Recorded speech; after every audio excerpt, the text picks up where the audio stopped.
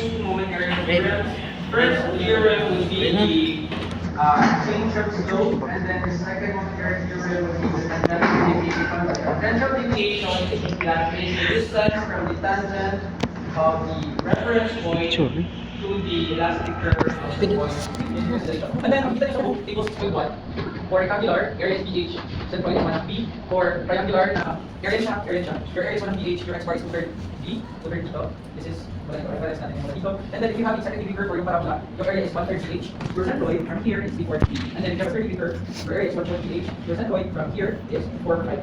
But if you yung pattern BH, 1 half plus 1 is 4 and then for centroid naman 1 half, 2, 3, 3, 4, 4, 5. Gamitin natin siya sa momentary theorem, kailangan natin makapit area under the moment over natural retrieving diagram. Or, para dito reason, last na ninyo i-input ang EI. Para dito siya. Second kayo i-input yung numbers. Okay, we have here question number. Okay, momentary method, question number 1. Find the value of the differential. At the point of application, the 200 units per couple is this meter. So, ano yun? Okay, so I'll give you that emergency lang. So, the reaction first, and then plot the shear diagram, and then the moment diagram. I'll give up. So, okay, discuss na sir. Sa 200. Ito ang reaction ng moment na siya. So,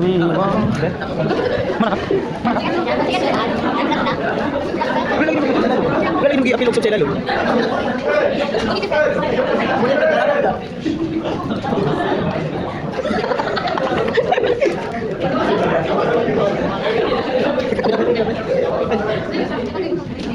Wala away Ano ka pila na? Wala na.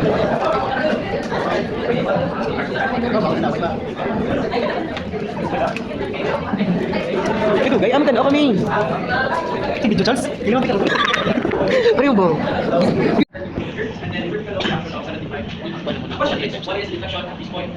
This point C, D. So ginawa niya, direction na niya ang moment diagram. So may moment, mo siya consider na nag-cut kaani, tapos ang side effect na niya. Okay? So, by principle of superposition, consider yung kanilang load, consider yung kanilang load, consider yung kanilang load, consider yung kanilang load sa isang load. Okay? So, let's start. Unahan natin si 425. 425 from this point. Moment here. Assuming siya ha, nakuha na siya. Assuming na ito, ang version na yung export. Okay? Bilang moment niya. 61 meters, 61 meters. 4.5, moment R niya is 3. 4.5 times 3 equals 1275. 1275. 4.5 at this point, wala siyang moment. Yeah, pag niya dali, increase yung moment. Now, if 4.5 at this point, wala siyang moment R, wala siyang moment. 1 meter from this point, na siya 4.5 times 1. Point. This point, 4.5 times 2. At this point, 4.5 times 5. Okay. Next, 500 na po. At this point, wala siyang moment. Mag-start siya dito. Side. So 500, so 1, you have 500. 500 times 2, you have negative 1,000. Saka, this is negative 1,000. Then, 75. Dito, saka. 75 times 1, this is 75. Asa 200. Difference nila na to. 175, 75, 1,000. Okay. Tama sir. 200. Ilan? 200. 200. This is. Okay, so question. What's daw ang deflection na niya? This point. So, we're asking for the deflection at point C. Kung bakit ka sa here as well. C. Tangential deviation. Pero makikita pa sa D. First, isolve na niya si DA. Kasi sa tuloy natin. Mas easy na lang siya. Pero point D. Hindi nga triangle. DEA. This is angle. Slope. This is 4 quarters. DA is area mo lang dito. Pero mas simplify din area. Ang area mo dali is, ito na lang. Have area 1, area 2, and then area 3. And then we have here x3, x2, and then also have x1 from point D. So area 1 na po is 1 half of 1275 times 3. Area 2 is negative 1 half 1,000 times 2. Ano x Area 3 is positive 1 half 75 times 1. X bar 1 is 1 meter. One third of X bar 2 is 1 third. 1 third of 3. This is 1 third of 2. Yes sir. X bar 3 is 2 thirds. of 1. 1. Ilan yung area 1? 19125. Area 2 is 1,000. Area 3 is 3745. This is 327. This is 5 thirds. This is 2 thirds. So your PA is A1 x1 plus A2 x2 plus A3 x3. Yan siya. Should be 6550. Ay, sorry, hindi siya. 55.6. This is, diba? Area 2. This is here po sa sign. You should get 6550 over 8. Okay ba? Ano ba? Tama sir. Okay. Ako natin siya, balik yung klase ng process. You have C BC plus PCA. Sa PCA naman, dali na lang siya. Ito yung nakatong area of consideration. Yung area na to is area 1 area. You have x1 prime, you also have x2 prime. x1 prime is 1/3 of 3 or 1. x2 prime is 1/3 of 2. 2/3. So, ang dito na is area 1. x1 prime plus area 2, x2 prime. Take note, your x2 is, your area 2 is 9. So, what's your PCA? 7475 over 6. Naman yan, 7475? Yes, sir. 7475 over 6. Okay, balik tayo sa pinaka-general na ito mga equation. B, C plus D, C, A over T meters. Hanggang 8 is just EVA all over 4 meters. So this is 6550 over 12. Tama ba? Tama? Tama ba? 6550 over 3 over 4 over 12. Third one. Third one. Okay, another, this is 6550 over 12 over the IH. Equals reflection, this is 7475 over 69 all over 3 meters. What is your reflection C? 327. 327. Ito yung kanya.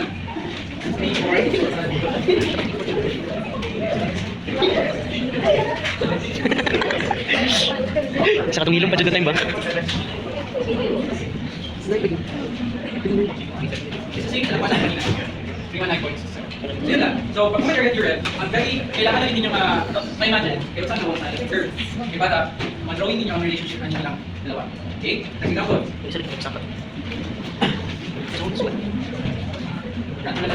Okay, for this case, we have here a cantilever beam. My concentrated load to 50 Newton, and then I'm check couple na 2 kilonewton meter pressure. Determine the value of deflection at the left hand Newton. Dito daw. So, sino mo sa iyang deflection? Saka. Saka. This is pababa. Pero this is saka. Open. Saka. Di ba dapat kanina yung iangat niya? Yes, sir. So, kung impact natin natin yung kana siya, Balik. wrong. Kaya ang iangat ko ang deflection is yan. Yan as curve. Okay, so dapat na analysis na. Pagkala na siguro kung yan din pinaka-imagine. Okay. First one is, yung elastic curve pa din. Dapat yung tandaan, wala. Kanina, consult it on your own place, kanina siya sa website. Naroon siya. Ito na natin yung mga is, sa atong exam, kanina ang limited lang kayo ang mga options sa type of keys. So, perfect siya. Okay. Wala kita klase. Wala sa klase ha. Sa itong topic, sa itong subject, wala sa klase. Simply supported beam and then cantilever beams. Kaya statically determined naman siya. Simply supported, cantilever, plus ito isa, yung traditional na case, lucky, meron na yung page. Diba ka configured din so sa report. So first, simply supported beam. Simply supported, naka-beam na shoulder. Manila. Tapos, depende na rin siya sa type of loading. Concentrated dimension nila, combination sa concentrated trapezoidal, or imported distributed increasing, ano din siya. Another variation of simple supported beam, 1 overhang. So, bali, ito na siya, pero extended na siya konti. Overhang. Most likely, nag-load ka ani rin, ana, sa mga kasi curves dito.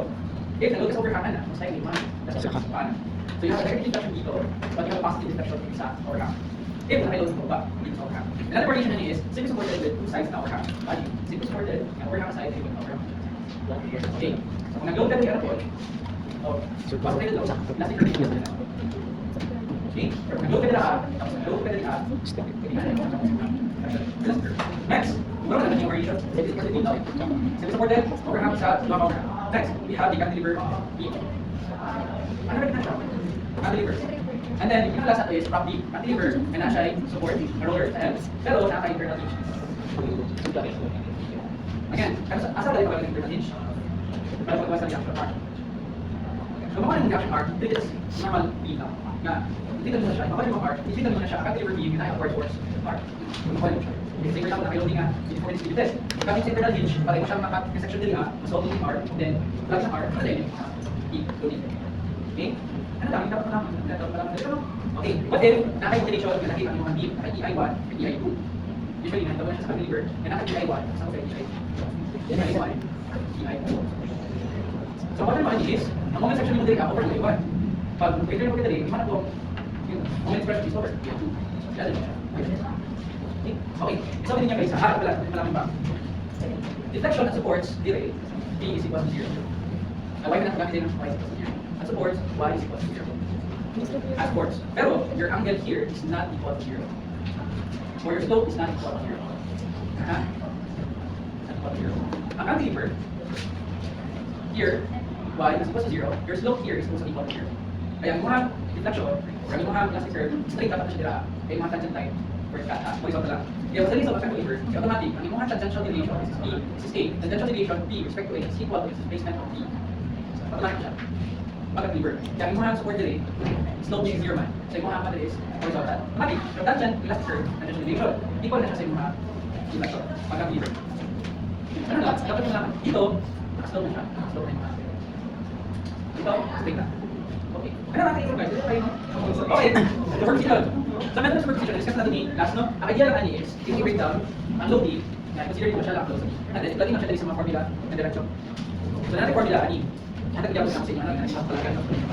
If you have a cantilever, tingko 6 point sa book. Ano siya ang difflection formula for cantilever B's? If you have a cantilever B, mas naka low B, distance L, your deflection at any point is T. For example, naka low B dito ka. Wala dito B. There is X. Na, dx is di, dl x x. Deflection. If nasa sa edge, ang x, dito rin L. L siya, may siya PL squares over 60i, 3L minus 2. Ang next L. Sa pagilid, yun lang. PL squared 60i, 2L. Becomes PL cubed over 3i. And then this is your slope naman at point P. Slope sa point P. And then, ayun lang tayo. Wait, ang idea na is, i-break down yung mga loading, tapos lalagyan mo siya sa for cantilever ko siya. For simply supported, yun naman din. For simply supported, here are your formulas. I-check niyo kung natin 6.3. Section, section maximum, slope sa A, slope sa B. Yun lang. Yup, lang. Ano naman tayo sa book? Ako rin siya, kanina ako siya ka, hindi ako malang kung ano sila. Sa book, diba? Okay, tomorrow, anyhow, solve the problems. Tomorrow, we'll let me discuss mga parts kung asa hindi, kung asa hindi sa'yo, mga figures of identify para turn sa exam. And then, Wednesday exam na. Wala tayo dapat sa exam. Dua. Wala tayo sa exam na guys. So, later. Yes, salamat po. Ako rin siya natin na format sa exam, isa na siya problem.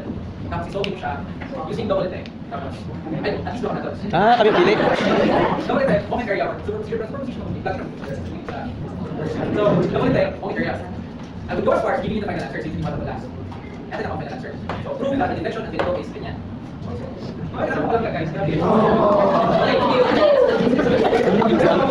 Pero, since originally ka dapat na problem, no? Okay, natin yung so, questions pa. Pag-uli, kata 6, excited. So, pag natin exam tomorrow, pag natin natin natin. Questions? Wala na? Wala na? Done. Wala na? Done.